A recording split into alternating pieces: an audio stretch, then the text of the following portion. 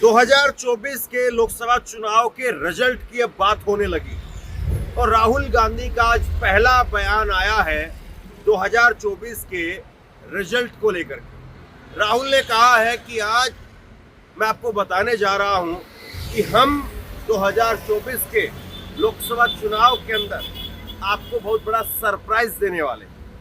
चुनाव के रिजल्ट आपको सरप्राइज दे देंगे, आपको हैरान कर देंगे।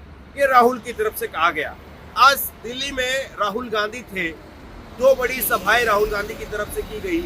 एक सभा दिल्ली के नॉर्थ ईस्ट में की गई जहां पर कन्हैया कुमार के समर्थन में वोट मांगते हुए नजर आए और उन्होंने बड़ा दिलचस्प तरीके से कहा कि नरेंद्र मोदी आजकल अपने चमचों से इंटरव्यू दे रहे हैं और जिनमें वो अपने आप को ये कह रहे हैं कि मुझको परमात्मा ने भेजा है, मैं बायोलॉजिकल नहीं हूँ, यानी आदमी और पुरुष के मेल से नहीं बना हूँ। ये बयान भी खूब आज चर्चा में रहा।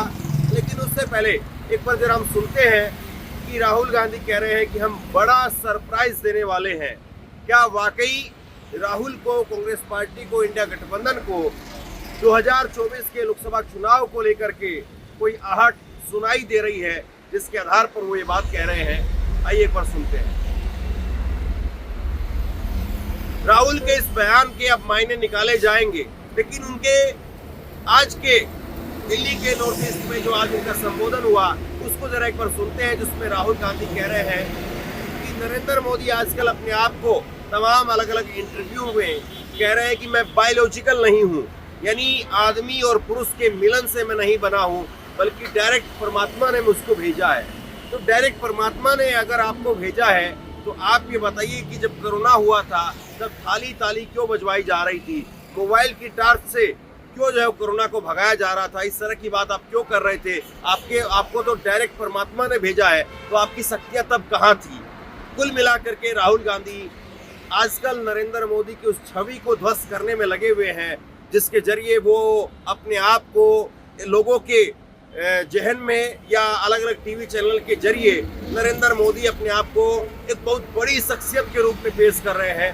उसकी हवा कहीं न कहीं राहुल गांधी निकालते हुए नजर आए।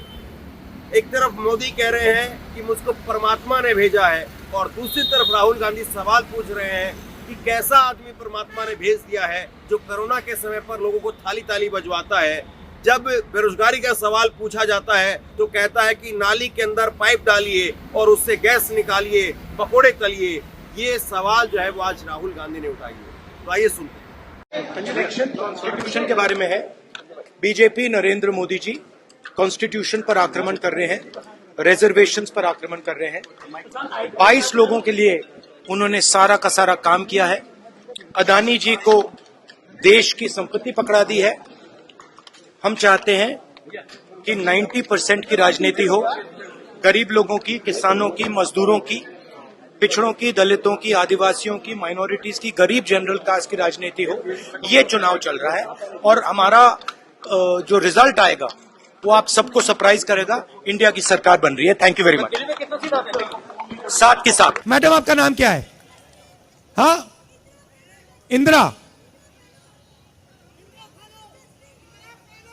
फेलो।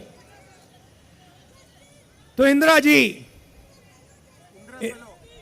इंदिरा फेलो, जस्टिन ये यहां जो पुरुष हैं इनको मैं एक बात बताना चाहता हूं। आजकल 21वीं सदी में आप सब काम करते हो, आप जॉब करती हो, लोग मजदूरी करते हैं, कॉल सेंटर में कोई काम करता है, उबर चलाते हैं। 8-10 घंटे स्त्री और पुरुष दोनों घर से बाहर काम करते हैं, मगर फिर शाम को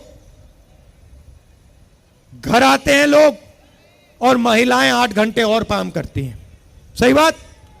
अगर हिंदुस्तान के पुरुष 8 घंटा काम करते हैं, हिंदुस्तान की महिलाएं 16 घंटा काम करती हैं। देखिए, पुरुष बिल्कुल चुप हो गए। आपको बात अच्छी नहीं लगी, मुझे सच्चाई है। इसीलिए हम आपके बैंक अकाउंट में साल का 1 लाख रुपया डालने जा रहे हैं। करोड़ों महिलाओं को लाखपति बनाने जा रहे हैं, करोड़ों खटाखट। अच्छा, आपने सुना होगा आजकल जो भी मोदी जी से बुलवाना बुलवा लो। हमने खटाखट शुरू किया, उन्होंने अपने भाषण में खटाखट खटाखट खटाखट शुरू कर दिया। हमने उनसे कहा कि भैया एक बार अदानी अंबानी का नाम ले लीजिए। 2 दिन बाद मोदी जी अदानी अंबानी का नाम लेते हैं। तो जो भी आपका मन चाहता है, आप मुझे कह दो कि भैया मोदी जी से यह बुलवाना है, कांग्रेस पार्टी के बब्बर शेर बुलवा देंगे 2 मिनट में।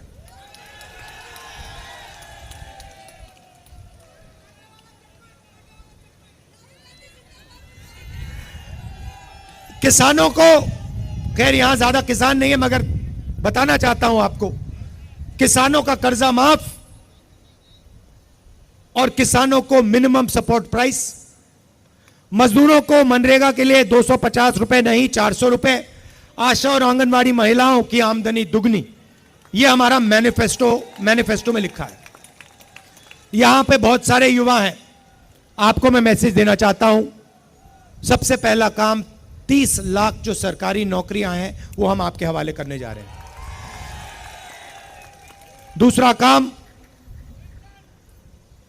आज हिंदुस्तान में दिल्ली में, पता नहीं आपने मेरा वीडियो देखा नहीं देखा, मगर उसमें मैंने कहा कि अगर कोई ऊबर चलाता है, ओला चलाता है, ट्रक चलाता है, ड्राइवर है, ऑटो चलाता है और गलती से अगर वो किसी को मार देता है तो उसकी 10 साल की सजा होती है। पुलिस वाले हथकड़ियां लगा देते हैं, जेल में डाल देते हैं, मारते हैं और 10 साल की सजा, चाबी फेंक देते हैं। पूना में अरबपति का बेटा करोड़ों रुपए की गाड़ी चलाता है, 18 साल की भी नहीं है, 18 साल का नहीं है वो, 17 साल का है, इलीगली चला रहा है। 2 लोगों को वो मार देता है, जान से मार देता है और उसे कोर्ट कहता है कि 300 शब्द का ऐसे लिख दो। अच्छा, मैं सवाल पूछना चाहता हूं, ये जब ट्रक ड्राइवर मारता है तो उससे ये ऐसे क्यों नहीं लिखाते? जब बस ड्राइवर किसी को गलती से मार देता है तो उससे ऐसे क्यों नहीं लिखाते? हां, तो ये हम बदलना चाहते हैं। हमारी लड़ाई न्याय की लड़ाई है, अन्याय के खिलाफ लड़ाई है, संविधान की लड़ाई है। और युवाओं के साथ पिछले 10 साल अन्याय हुआ है। नरेंद्र मोदी जी ने झूठ बोला, 2 करोड़ युवाओं को रोजगार दूंगा, और जो रोजगार देने का सिस्टम है, स्मॉल और मीडियम इंडस्ट्री, छोटी दुकानें, छोटे कारीगर, छोटी फैक्ट्रियां, उन सबको नोटबंदी और जीएसटी से नरेंद्र मोदी ने खत्म किया। क्यों किया? अदानी और अंबानी की मदद करने के लिए। क्यों? क्योंकि वो चाइना का माल हिंदुस्तान में बेच पाए। तो आपको उन्होंने कहा मेड इन इंडिया, और जो मेड इन इंडिया का ढांचा था उसको खत्म कर दिया नोटबंदी से, जीएसटी से, और पूरा अदानी जी और अंबानी जी से मेड इन चाइना चला रहे हैं। और सिस्टम, आर्थिक सिस्टम पूरा बंद पड़ा हुआ है। हिंदुस्तान की फैक्ट्रियां बंद पड़ी हैं, छोटे बिजनेसेस बंद पड़े हैं, टी शर्ट पैंट बनाने वाले यूनिट बंद पड़े हैं, टेक्सटाइल्स में बांग्लादेश आगे निकल गया। तो अब हमें यह बदलना है। सबसे पहले बदलने का तरीका मैं आपको बताना चाहता हूं, जनता के जेब में पैसा डालना है। क्यों? खटाखट खटाखट, ये इसका मतलब यही है। जब मैं खटाखट खटाखट खटाखट कह रहा हूं, मतलब जनता के जेब में पैसा जाएगा। तो इसके पीछे सोच है।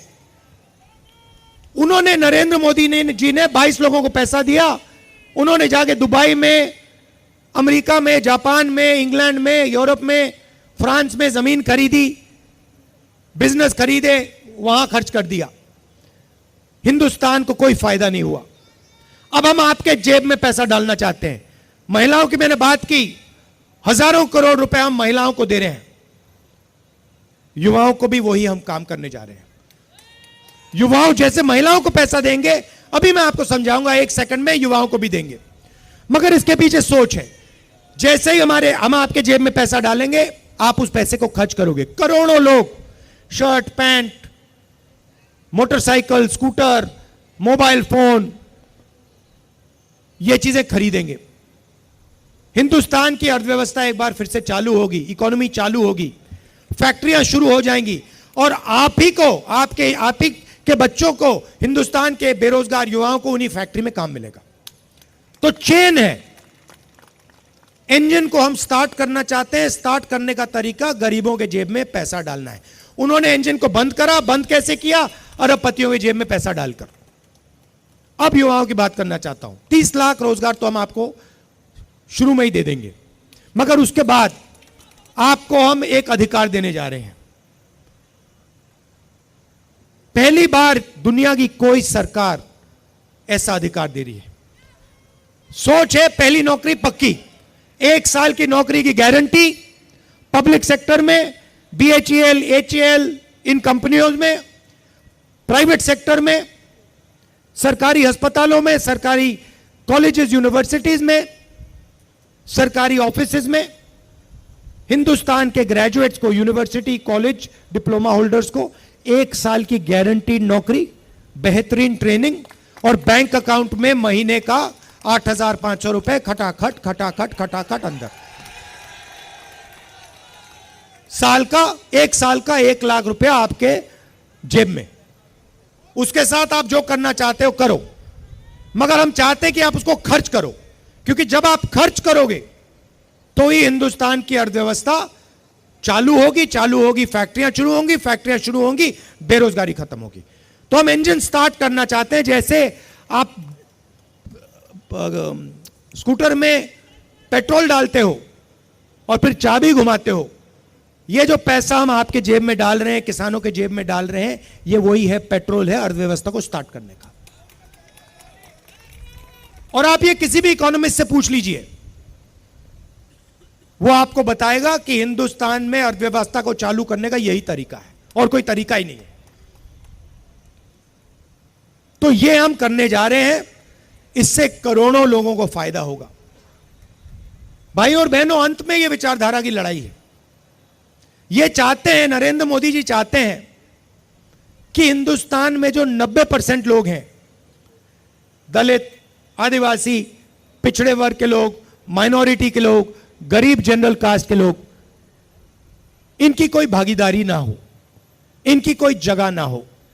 ये चाहते हैं कि हिंदुस्तान को जैसे पहले राजा महाराजा चलाते थे, वैसे ही 21वीं सदी के महाराजा, राजा महाराजा चलाएं।